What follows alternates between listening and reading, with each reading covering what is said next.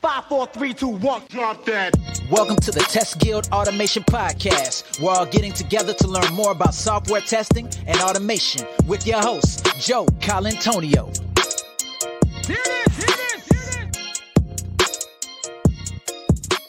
Hey, it's Joe, and welcome to another episode of the Test Guild Automation Podcast. Today, we're going to be talking with Huw Price all about test data management and how it can make or break your automation testing. Huw is a test data management veteran and a serial entrepreneur. He's now founded his fifth software startup.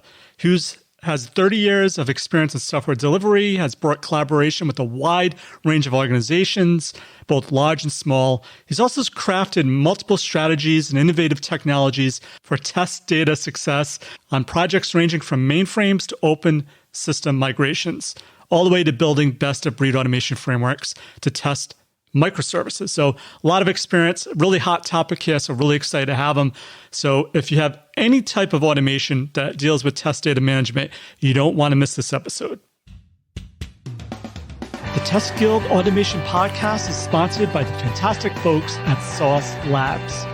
Their cloud-based test platform helps ensure your favorite mobile apps and websites work flawlessly on every browser, operating system, and device. Get a free trial.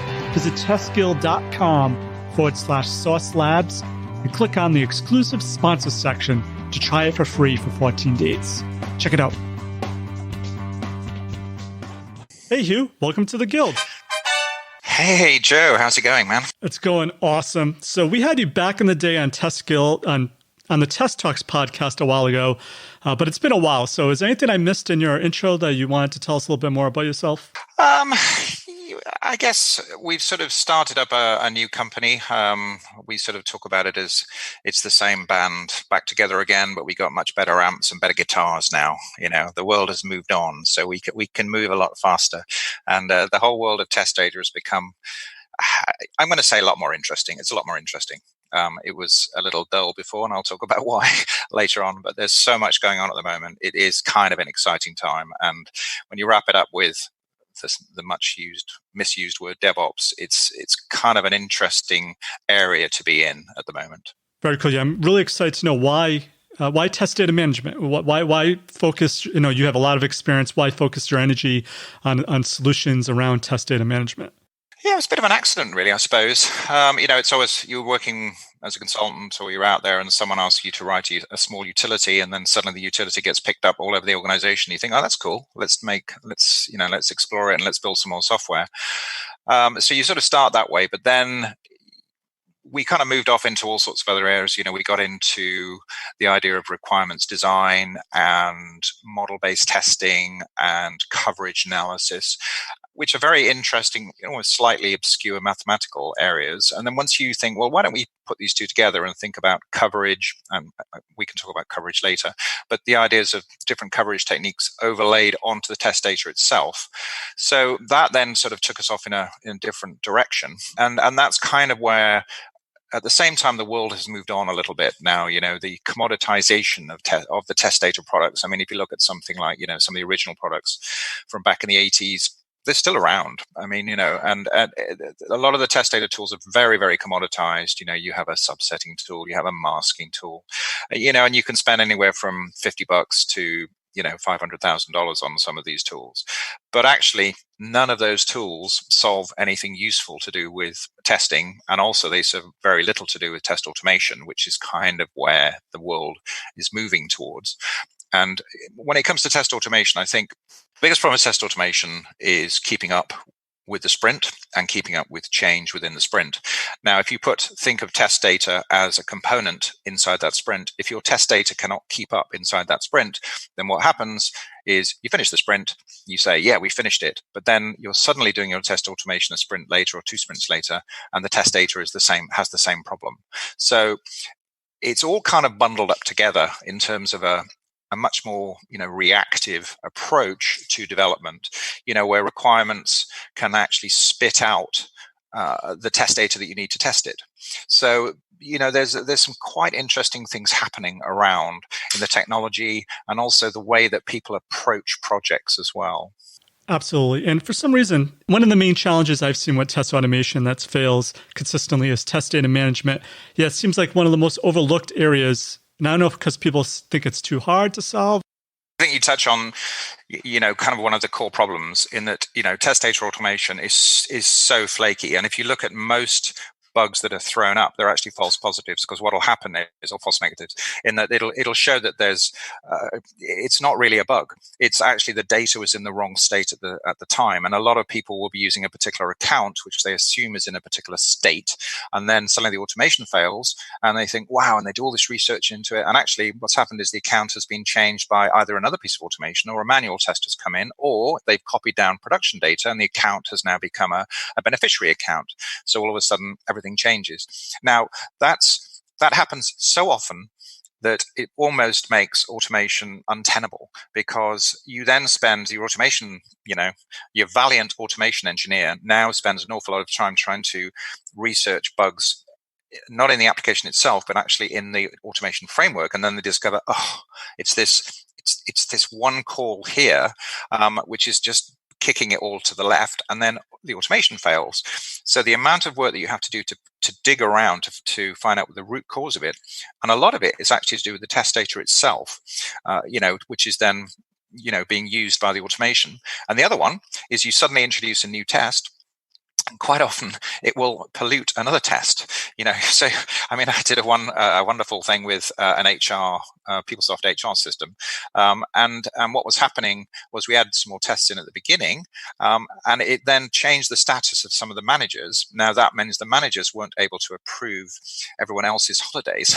So suddenly, the addition of 2 extra tests, which makes life better, has suddenly destroyed sort of the other 800 tests as well. So it can be very, very flaky. So I think that is something that we've really, really tried to tackle in terms of stabilizing.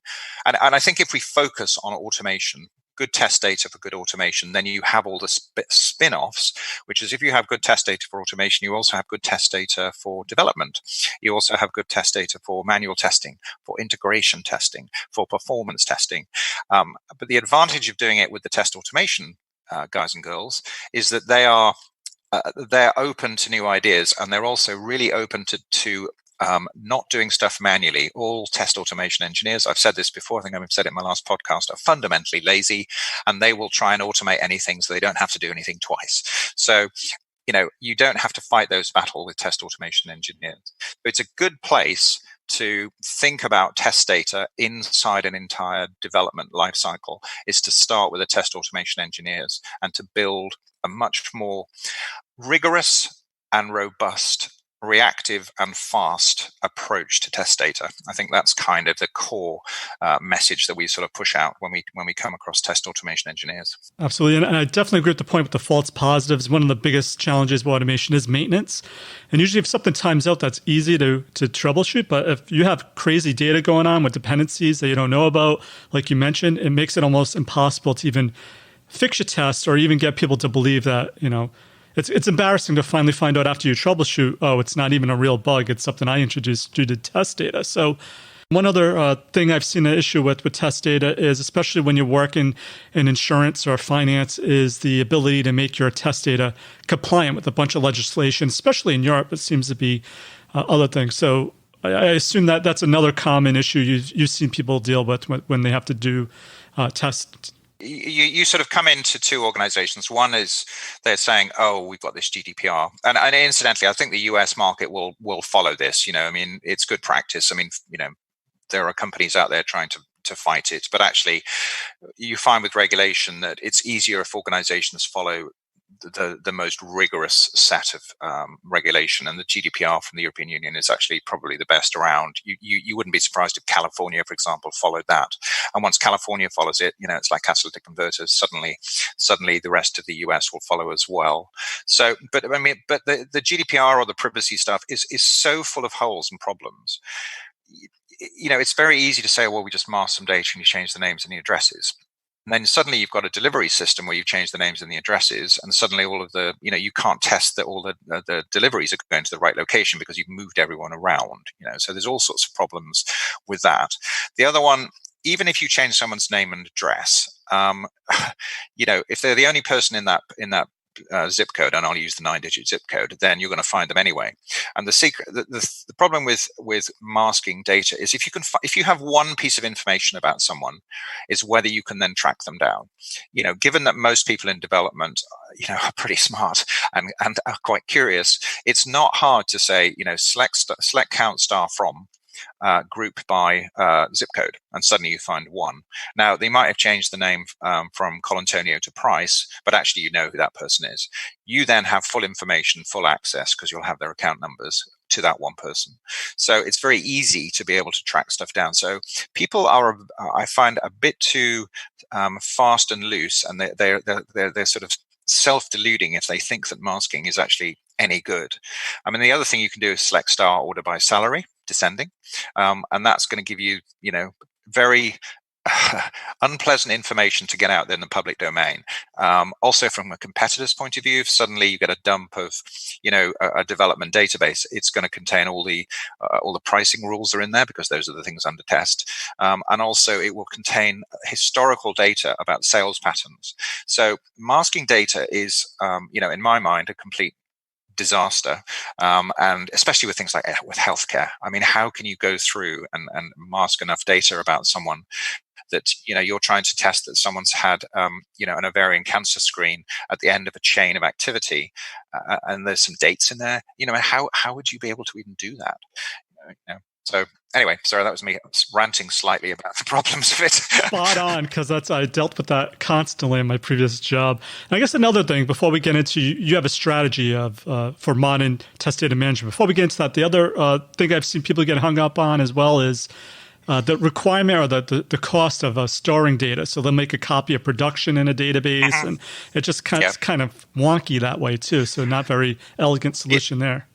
Yeah, I mean, they've created another industry. I mean, get your Actifios out there, and some really cool products. And actually, the database vendors themselves have come out with some very, very cool tech, which lets you spin up these databases, which are in effect mostly virtualized, very quickly, and you're not using as much space. And that's all well and good. And the original argument for the subsetting was that it allowed you to just have less space, which is fine.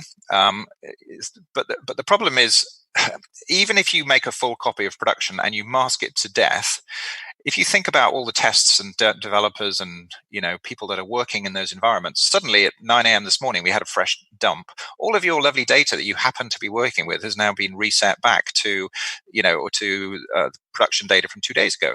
So you might have been busily creating a nice account history where you're trying to test if there's more than 3 withdrawals this month, and suddenly that account has vanished. So the whole agility goes out the window. I've seen this throughout my career, sort of starting in the 80s, back in good old Wall Street, when we had a production drop of data in, which was kind of the only way we knew about at that stage. It would bring the development to a virtual standstill for about 2 to 3 days while everyone got the wheels back on. So there are some significant problems with that kind of approach, even with the wonderful technology that's around nowadays, which is obviously the spin it up, bang up a database. It's great for regression testing, and it's great for something like a Jenkins, where you could sort of spin up a full size, 2 terabyte copy of production data, run all your regression tests, check that the results haven't changed at all, and you're gold. But if you're trying to use that anywhere further upstream in the development and testing worlds, you're kind of in trouble, because it just causes so much disruption. Absolutely. So, Huw, I was lucky enough to get a demo of one of your awesome solutions for test data management. You have a really unique approach to it. So can you tell us a little bit more about how you see test data management and more of a modern type of strategy that people can use? Yeah, so first of all, you've got to think about, quality. What is quality? I'll come back to the phrase coverage a little bit. Maybe we can start with that. There's a lot of people say, well, we have good coverage. You think, okay, what do you mean? Well, we run a lot of tests and they all pass. Great. Well, what coverage you can get? And they might then say, well, we're getting 40% code coverage. Okay. And you say, fine, but does it actually work? And they say, yeah, for those test cases, it works. So you say, well, okay, how much of your requirements are you covering? And then all of a sudden they go quiet, because they don't really know. They've got no relationship between a requirement back to the coverage. So you're sort of deciding which logic gates you're testing randomly. Actually, what people will tend to think happy path, and then they'll tweak the happy path. So that, and if you look at feature files and so forth, which is I guess the closest people come to model-based testing, which is sort of BDD or DDD.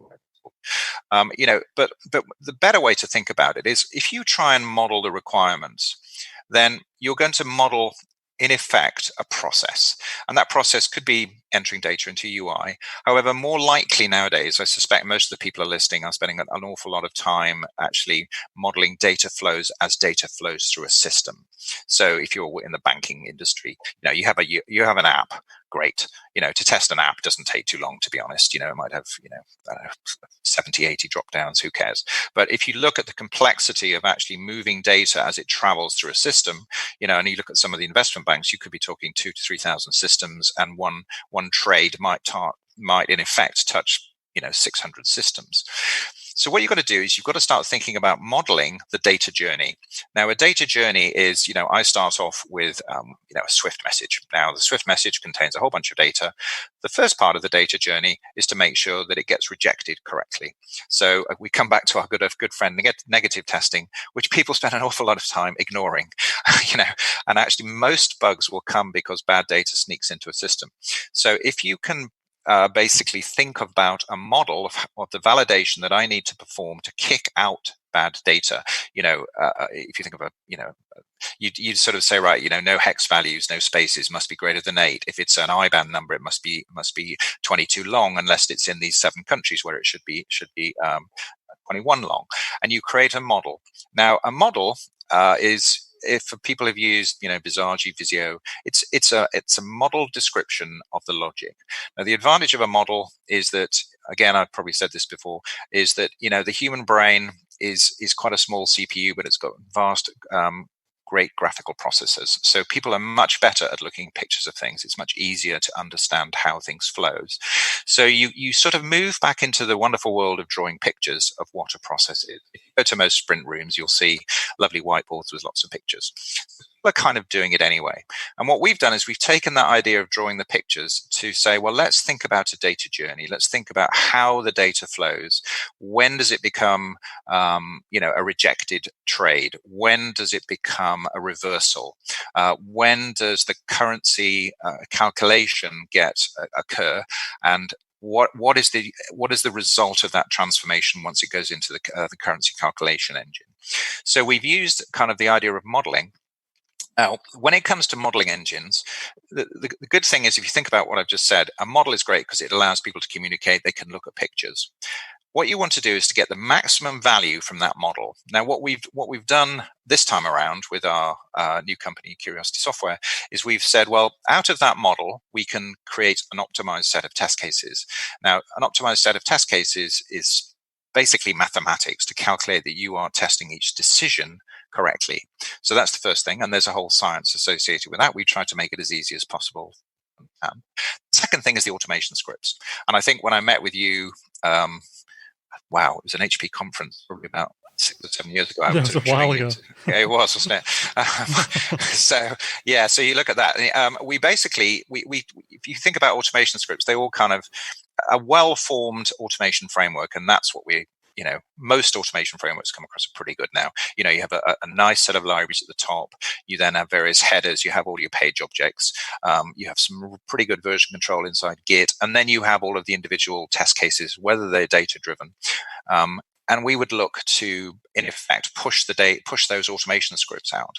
Now, what we'll also do, and this is the kind of cool stuff now, which comes back to your point when we first started talking, which was about the idea of, what test data do you need for an automation script? What most people did is they would have a piece of SQL hidden, lurking around inside the beginning of a script to go and find me an account. They might have an Excel, which they go and look into to find an account number with the characteristics that they care about. Okay.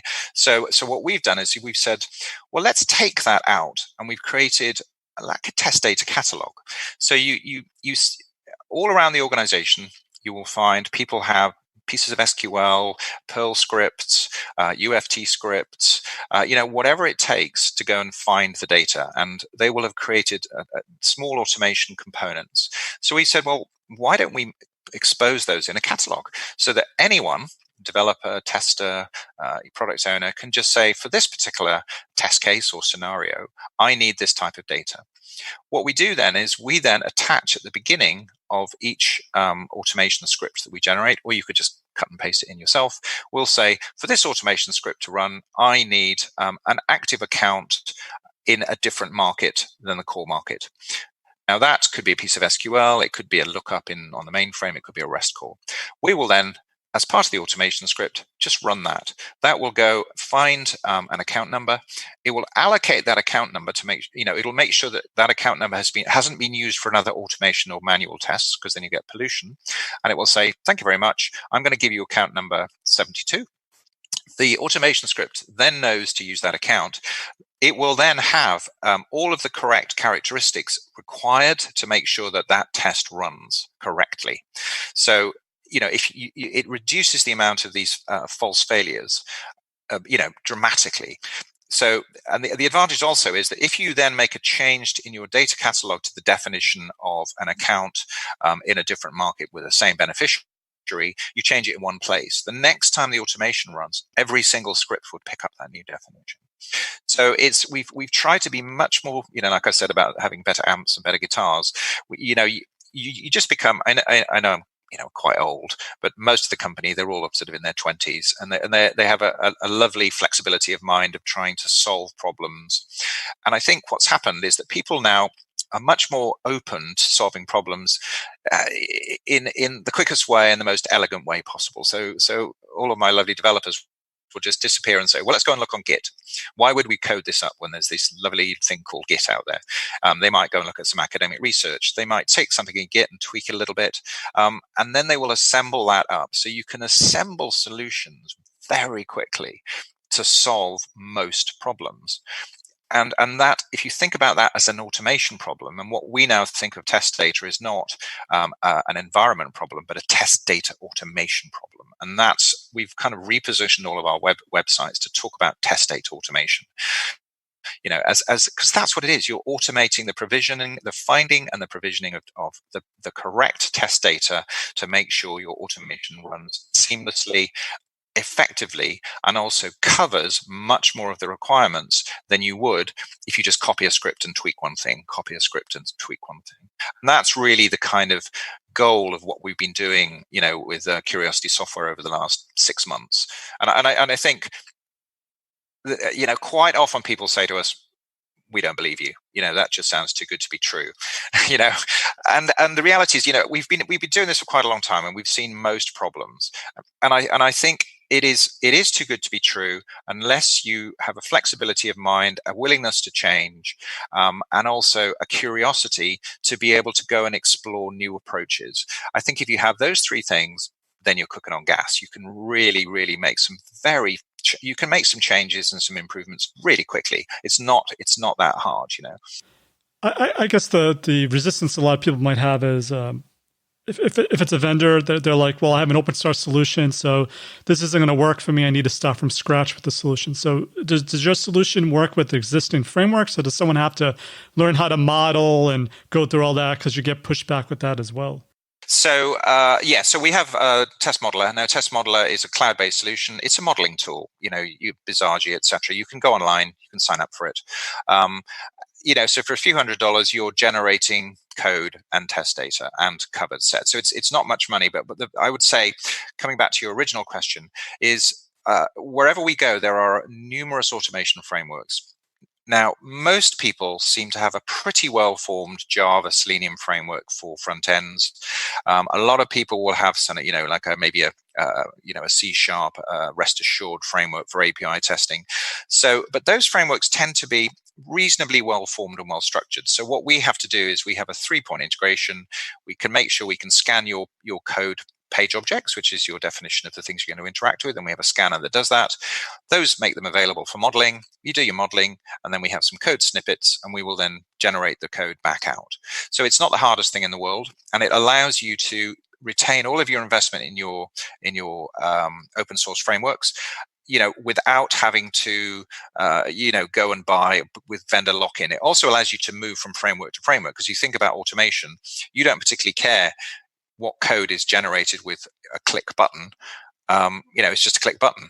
It's as long as you know the name of the button, you should be able to click it. So if you change the code snippet to go from lean FT or UFT or whatever the latest technology is, then all you're doing is changing that in one location, and changing a Git endpoint, and bingo, you've moved from one technology to the other. So I think what we're trying to do is to make it more open for people, to make people move from technology to technology, and think more. You should probably have one or two really good test automation engineers. They should be focusing on building the most amazing test automation framework linked into DevOps with building dependency maps. They shouldn't spend their time building automation scripts. That's a complete waste of their talents. The people who should be designing the requirements, in effect, create those automation scripts. They don't know they're doing it. They just know that they've just dropped a click button on a screen. But they're out after that. It changes the kind of paradigm in terms of how people work.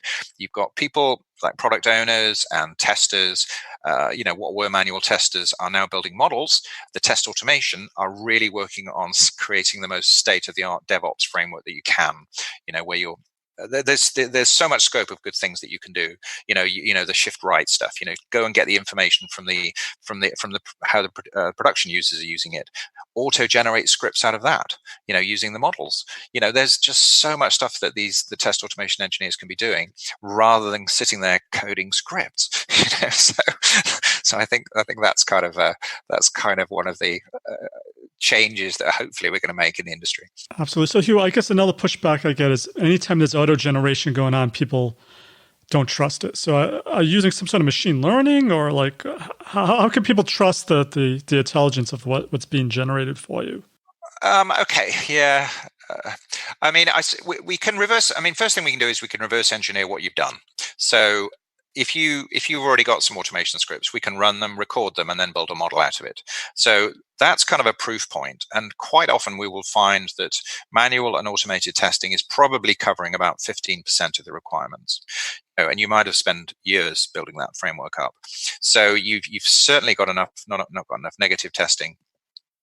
And it's very much happy path, or it is just it starts off as a recording of user activity. They parameterized it up a little bit, and that's kind of what they think of as kind of automated testing. So that's fine, and we'll start there. Now, the next thing is to think, well, I have to build some test cases no matter what I do. I have to actually end up with a script. You could almost say, right, in the morning, I'm going to manually code a script, and I'm going to run it. In the afternoon, I'm going to create a model using Test Modeler, and I'm going to generate 10 scripts. Now, the scripts are physical artifacts. You can look at them. You can actually say, well, okay, let's look at what this script is. And this could be a Gherkin script. It doesn't really matter. You can look at the script and you say, yep, correct. Oh, hang on. Something's wrong there. Now, what that initially means is that you may have set up our integration with your test framework incorrectly. You might have something where the same code is working against, an Android and an iOS, and a Windows phone, and you look at the script and it's actually incorrect. So what you have to do then is say, well, we may need to move that back up into the model. So back to the model, you change your components, and bingo, you fixed it. So it is not magic. It does, like I said, you have to spend some time building those scripts. Now, once those scripts are run, what we also do is we then take the run results, and we have a small API that we just need at the end of your framework. And that will then tell Modeler what's happened with the scripts. It failed at this point. That then overlays onto the model the fourth useful thing, which is where did it fail? So that's also very useful, because you can then think about, maybe I need to test this particular node more thoroughly. I've just done a basic test on it, but actually it looks like this security module or this password validation routine has got some serious problems. So we might think about generating them. Now, that's more human interpretation of the test results. Now, the other thing to think about there is, and I'm not going to use the word AI. AI is a much misused term. I think most vendors use the word AI, and the problem with AI is that you can only really make intelligent decisions, or artificially intelligent decisions, if you are sure of the provenance of the data that you're gathering, and that you're actually gathering the data correctly in a systematic manner. Then you can apply expert systems to apply rules on top of it. And those rules can either work on what's happened in the past or what you think should be happening. So we have plugins to all of those. Again, I'm slightly hesitant to say use AI automatically. I mean, we can do things like, when we do have self-healing automation scripts. So if we detect that a column has changed on a web page, we can go and look for a similar column and then automatically plug in. There are tools around like that. But where it's more interesting is to think about how you auto-generate models to test what's going on, and you can do that sort of using rule-based systems. So a lot of testing nowadays is actually, if you think about an ERP package, you get the latest release, and I'll just use the word SAP, and it applies to all of them, Oracle, PeopleSoft, whatever. If in theory, you should just get the new release. It's been tested by the vendor. You plug it in, and everything goes. But no, everyone has to test their own configurations and their own rules, because they've created their own sets of rules and configurations which need to be tested every time there's a code drop from your ERP vendor.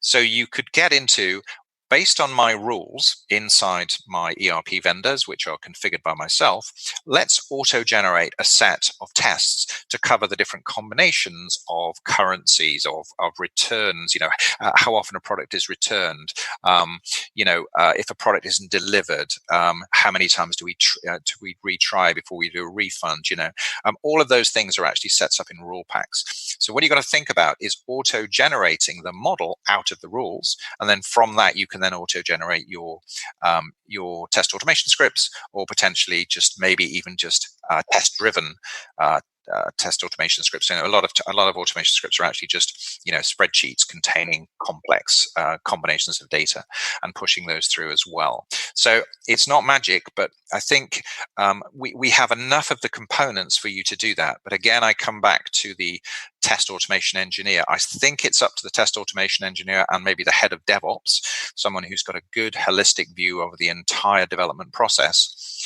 to come up with the best place to apply these tools, which are incredibly powerful, but if they're in the wrong hands, just cause more trouble than they're worth. So Huw, any thoughts on how containerization helps or hinders test data management? So we're sort of seeing, if you think about, I talked about the commoditization of test data management, which was subsetting and masking and a little bit of synthetic data generation. But what we're finding nowadays is that it's all changed. Everything's gone out the window.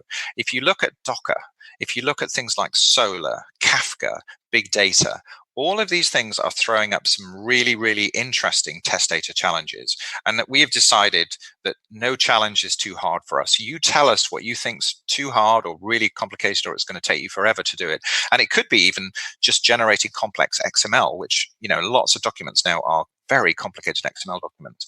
You've got to test that they are processed, understood, and can be viewed correctly in numerous platforms.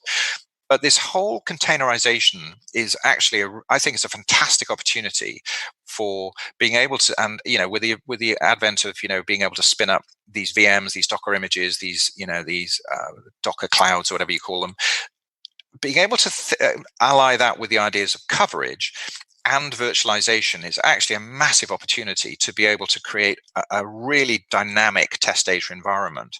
And if you think about why we're doing this, everything we're doing is generally to make our systems better so we can compete better with our competitors.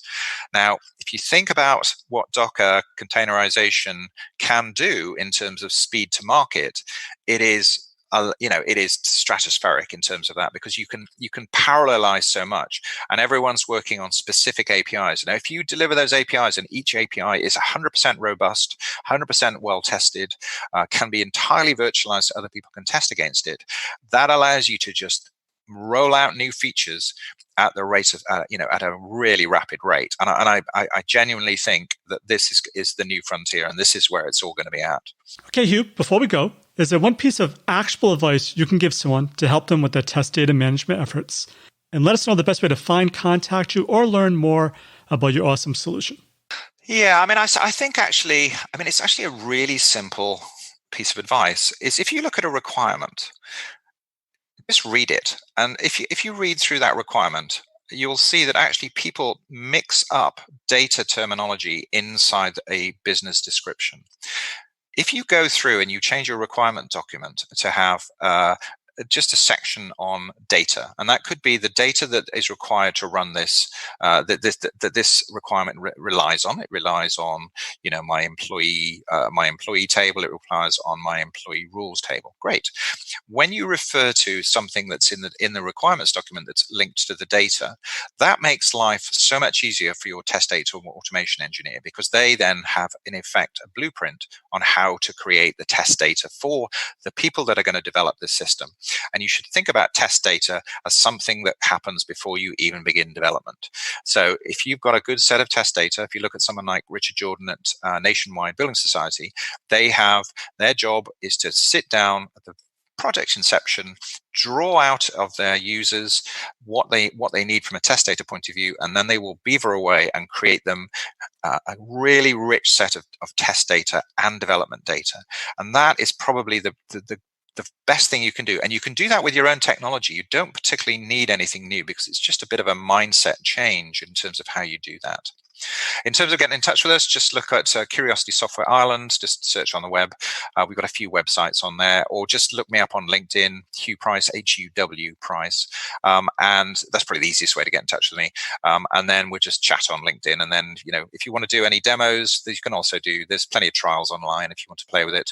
The thing we really do like is working with customers on hard problems. So if you've got an interesting problem, let's do a web meeting, let's do a sort of web workshop, and try and genuinely just kick it around to look at the best way to solve some of these really interesting and hard problems. Thank you, Huw, for your data management awesomeness. For links to everything of value we covered in this episode, head on over to testguild.com/A like automation 282.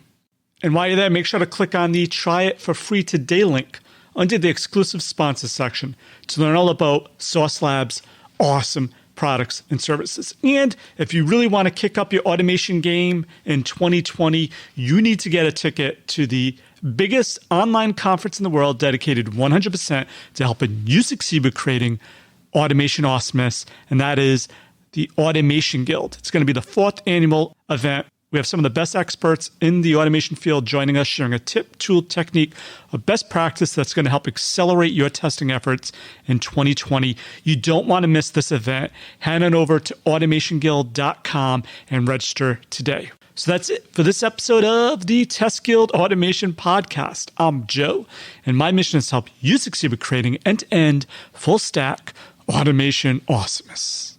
As always, test everything and keep the good. Cheers.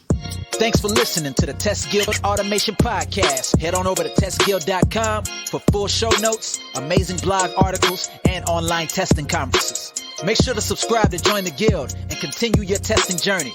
This has been a Joe Calantonio production.